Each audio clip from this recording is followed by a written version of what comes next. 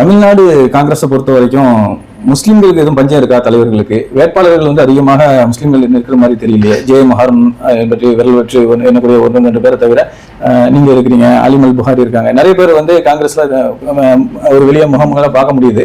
ஆனா வேட்பாளர்களா நிறுத்துறதுல அவங்களுக்கு என்ன தயக்கம் இருக்கு? சரியான கேள்வி. 1989 நான் சேப்பாக்கம் சட்டமன்ற தேர்தலில் வேட்பாளராக போட்டியிட்டேன். அதன் பிறகு பல்வேறு காரணங்களால் அந்த தொகுதியிலே கலைஞர் அவர்கள் நின்றார்கள். கூட்டணி தமாகவோடு இருந்தது. வேறு வழி இல்லை. என் தலைவர் மூப்பனார் அவர்கள் அவருக்கு வெற்றி வாய்ப்பை நீ பெற்றுத்தர வேண்டும், அவருக்கு நீ ஏஜெண்டாக இருக்க வேண்டும் சொன்னார்கள். பல நேரங்களிலே சிறுபான்மை மக்களுக்கு தொகுதிகள் கிடைப்பதில் கொஞ்சம் சிரமங்கள் இருக்கிறது. பல தொகுதியிலே பெரிய கட்சிகள் எடுத்துக்கொள்கிறது. அப்படி சில காரணங்கள் உண்டு. இன்னொரு காரணம், தமிழ்நாட்டுடைய சிறுபான்மை முஸ்லீம்களிடம் ஒற்றுமை இல்லை. கிறிஸ்தவர்களிடம் இருக்க ஒற்றுமை கூட முஸ்லீம்கள் இல்லை என்பது உண்மை.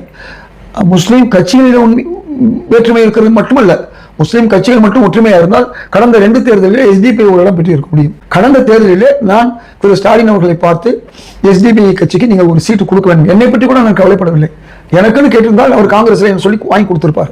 காங்கிரஸ் கட்சியில நான் சீட்டு பெறுவது மட்டுமல்ல, இன்னொருவர் பெறக்கூடாது என்ற நிலையிலே காங்கிரஸ் கட்சியில சில சிறுபான்மை தலைவர்கள் இருப்பதன் காரணமாக கூடுதலாக 2 இடம் வேண்டும் என்று கேட்பதில்லை.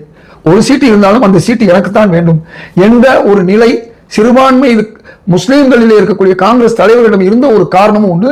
நான் பேர் சொல்ல விரும்பவில்லை, மக்கள் விளங்கிக் கொள்வார்கள். எப்படி முஸ்லீம் கட்சிகளுக்குள் அந்த வேறுபாடுகள் அதிகமாக உள்ளதோ அதே போன்று காங்கிரஸ் கட்சியிலே சிறுபான்மையாக இருக்கக்கூடியவர்கள் தங்களுக்குள் தான் வேட்பாளராக வேண்டும் என்று நினைக்கிறார்களே ஒழிய ஒட்டுமொத்தமாக நாம் 2 இடங்கள் 3 இடங்கள் கேட்க வேண்டும் என்று கூட இல்லை. இது எதிர்த்தது என்று சொன்னால் 57 பொதுச் செயலாளர்கள் முந்தைய காங்கிரஸ் தலைவர் அழகிரி தலைமையிலே நியமிக்கப்பட்டார்கள். அதில் ஒருவர் கூட முஸ்லீம் இல்லை. அதற்காக போராடியவன் நான். குறைந்தபட்சம் 6 முஸ்லீம் பொதுச் செயலாளர் இருந்திருக்க வேண்டும். அதே போன்று இந்த நம்முடைய ஒர்க்கிங் பிரசிடென்ட் அதில் ஒருவர் இருந்திருக்க வேண்டும்.